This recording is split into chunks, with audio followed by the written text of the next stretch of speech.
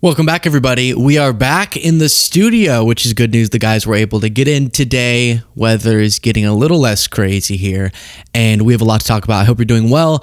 The nation, as you know, is still reeling from witnessing from a bunch of angles the killing of Alex Pretti and then the subsequent lies that were told by the administration, like what we saw following Renee Good's killing. And what's fascinating is we've already talked about all the different elements of the tragedy and the lies and debunking, but then you kind of are noticing that the White House is in panic mode, which you would think, well, that's obvious. Because of their policies, people have now died unnecessarily. But you have to understand it's the Trump White House. So normally they never admit mistake, which they haven't here technically. They never backtrack, always doubling down. But here you're kind of seeing this scramble to figure out who to throw under the bus. And Bovino seems to be who they've chosen to put out to pasture.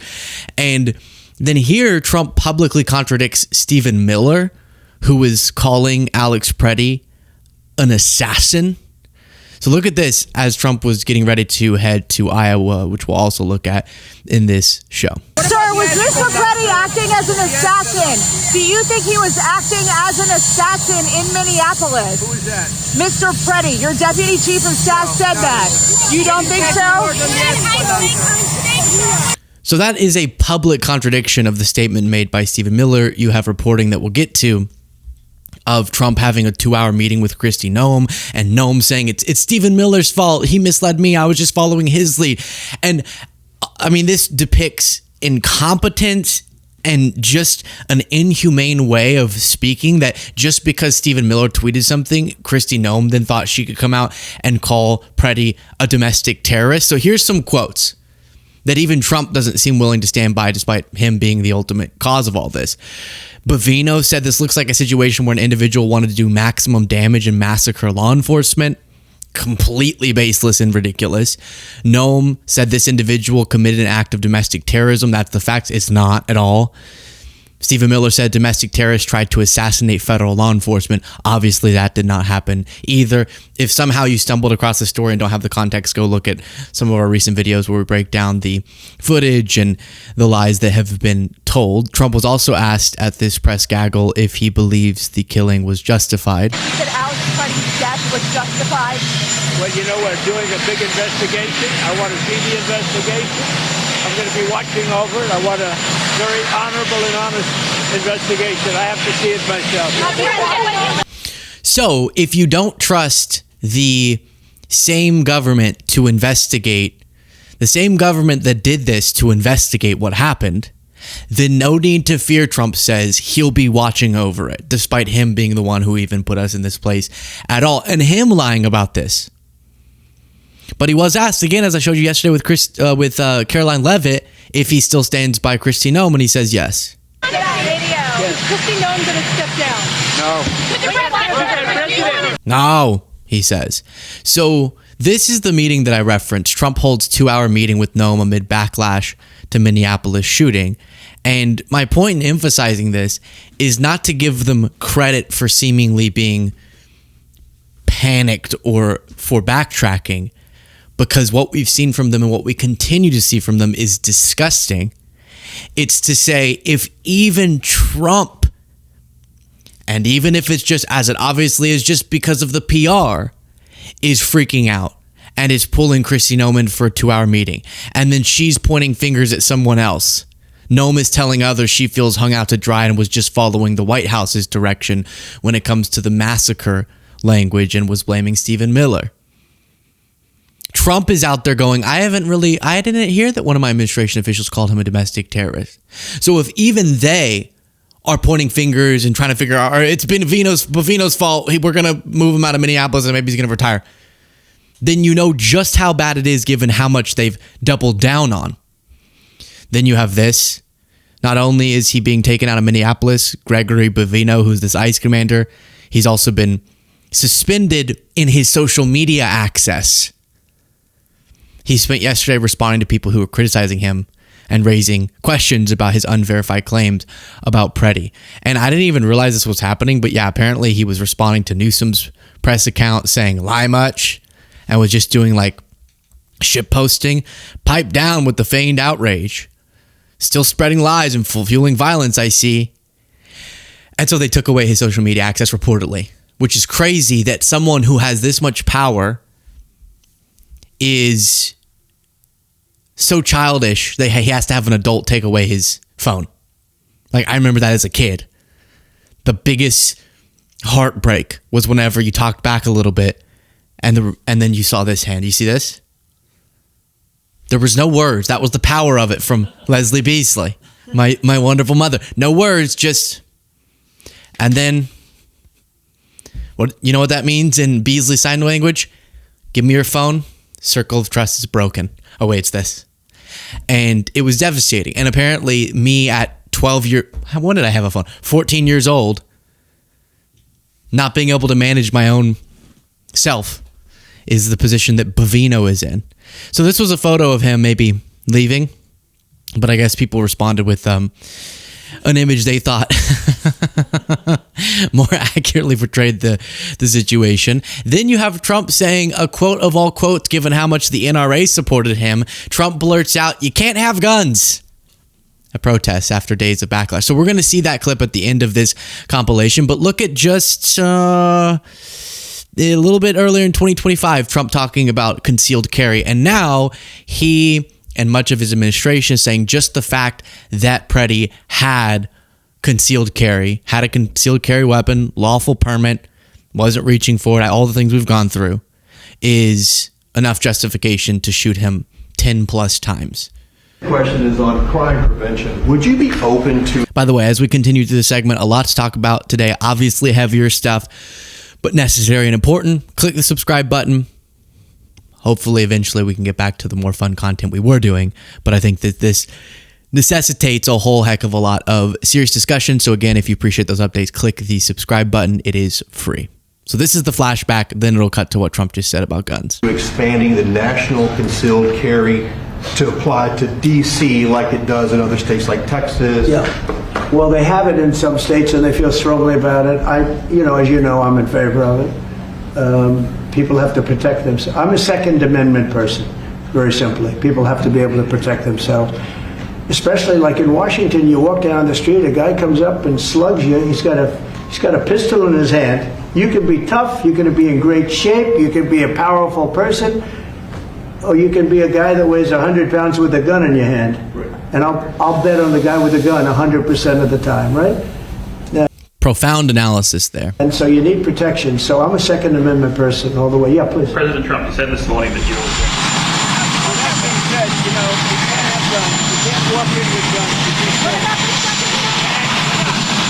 walk in with guns. You can't do that. So you can barely hear there, but he's saying you just can't have guns. You can't walk into a protest with guns, except for all of the times that his supporters brought guns to protests. And that was the best show of Second Amendment. And they were brandishing them much more threateningly. There was no brandishing, no hand holding in the hand, no reaching for from Alex Pretti. It was just in a holster on his back that he wasn't in any way trying to use, and he lawfully had. But in that case, that's single-handedly notable in that it justifies it based on their explanation. After it was already removed from him getting shot, like I said, 10 plus times. But if it's Kyle Rittenhouse going to a protest and actually firing the gun, that's heroic. So that's their standard.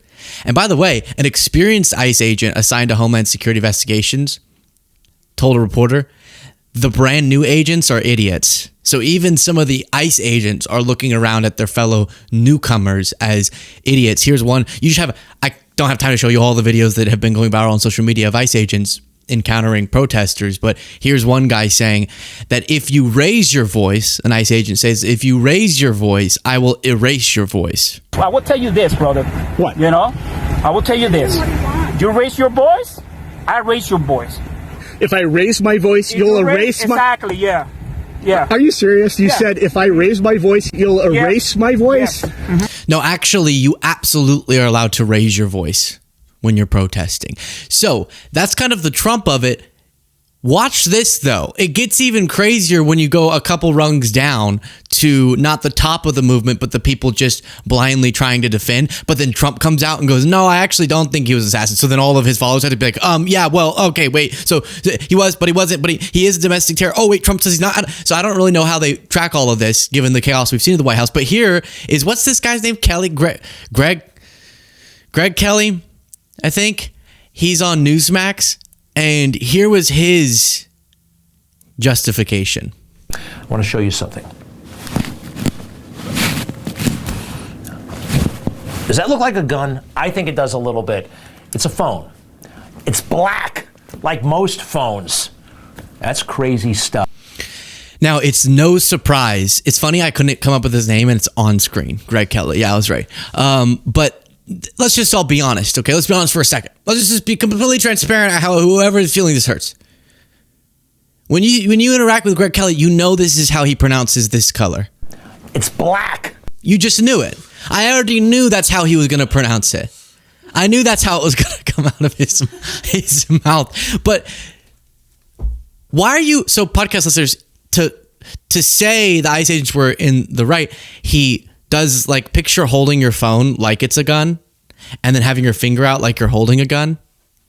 He goes and janks it out. And you're right. If you were standing like this in front of someone in law enforcement and you went and said, this is a gun, this is a gun, this is a gun, maybe he would have a point. Unfortunate for his lie, that's not even close to what Alex was doing. He didn't have the phone in his hand like a gun. He wasn't whipping it out. He was holding it literally like this. You've seen the video. Like how you hold a phone. And then he was wrestled to the ground for an extensive period of time where it was very clear it was a phone. And then off of his back waistband, the gun he did have was taken out, which he wasn't reaching for, and it was after that he was shot dead. So I don't even know what that little cosplaying was. But let's hear more from Greg Kelly.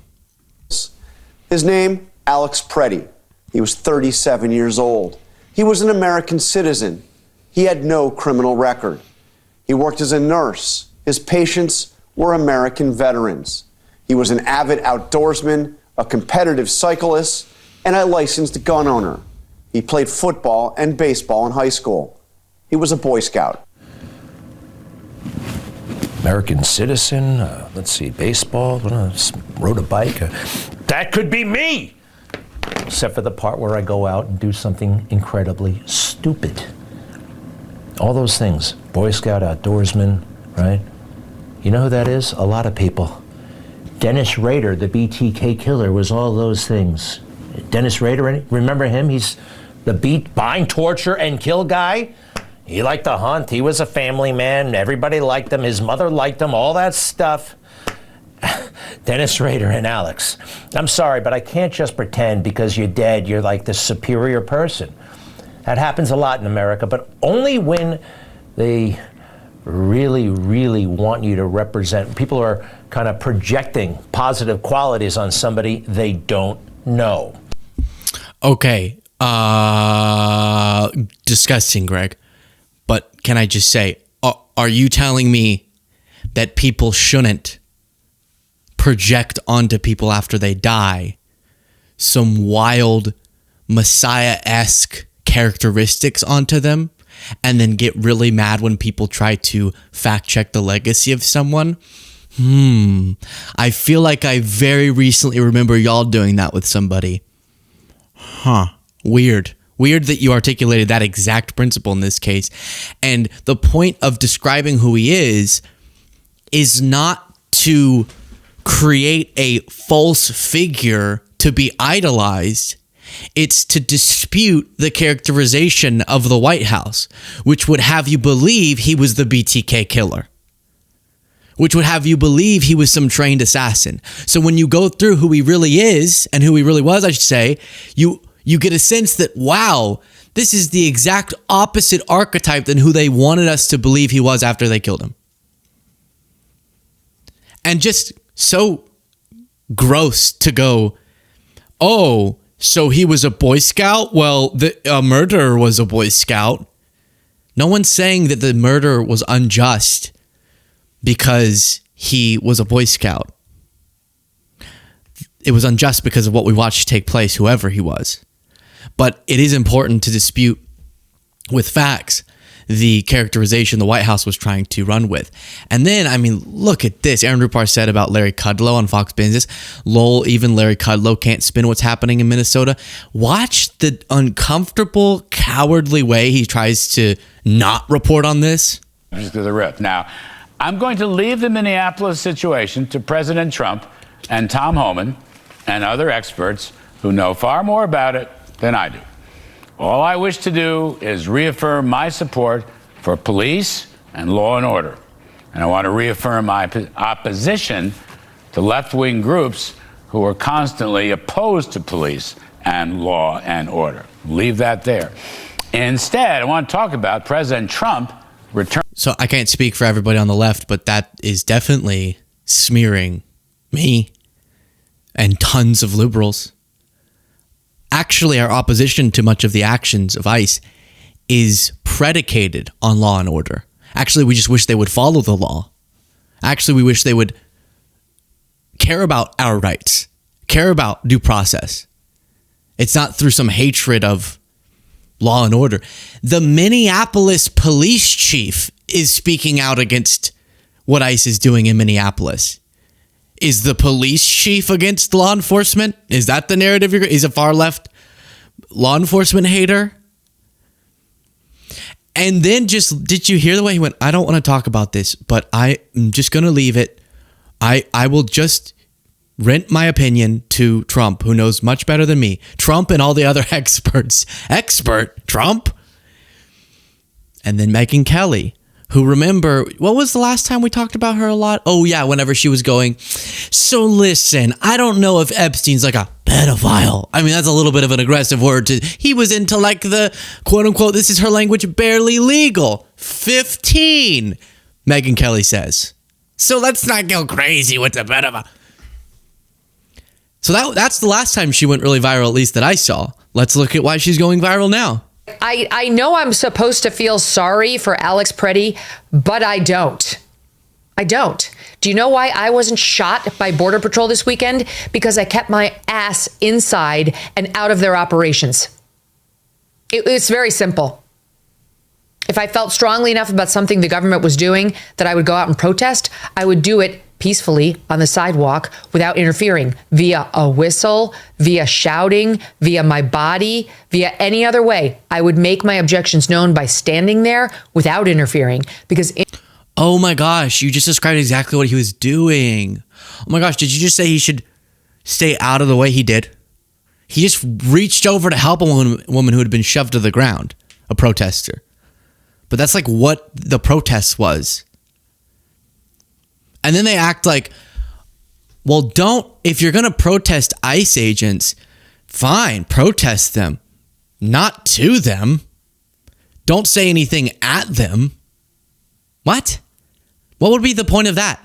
They act like the only fair way of protesting is getting a plot of land 5 miles away from where the ICE operations are happening, and just a grassy knoll, and just stand in a circle with a bunch of protesters and say, we don't want ICE to do what they're doing.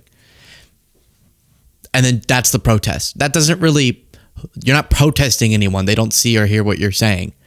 So no, actually being like, oh, they're in our neighborhood.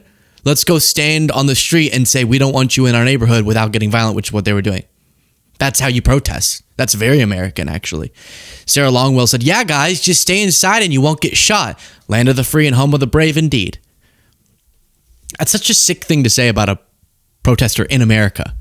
Like, just so you know, that's the type of language every authoritarian regime always used when people protest and they were justifying killing them. Is, well, you wouldn't have been killed if you were just inside not protesting us. Sickening. Sickening stuff there. And then Tim Pool says, hey, I'm being accused of being a bootlicker of Trump. I'm not a bootlicker of Trump. I'm licking my own boots because I wanted this. Simply, first of all, when these people come out and go, Tim's a bootlicker for defending us, I'm like, no, you misunderstand. It's my boots. It's mine. I voted for them. I'm wearing the boot. I'm stomping on the ground. I ain't licking anybody. I'm clapping for these people that I said, please go out and enforce the law. And anybody else who's cheering, They're breaking the law. For it, who voted for it too, we're all wearing the boots. You're the one crying. You're the one saying, you're coming. Simply. Yeah, so there were some responses to that I don't know if they're appropriate to the show, but you know how bootlicking, there's a raunchier version of that, which would be like glazing someone, which kind of depicts giving someone and so it's kind of like he's saying, I'm not Trump, I'm myself. And I just think that that's something notable that should be explained. And yeah, no, I actually don't think the biggest argument against Tim Pool's rhetoric is that he's bootlicking Trump. I think it's, yeah, you're supportive of something heinous. That's actually my problem. So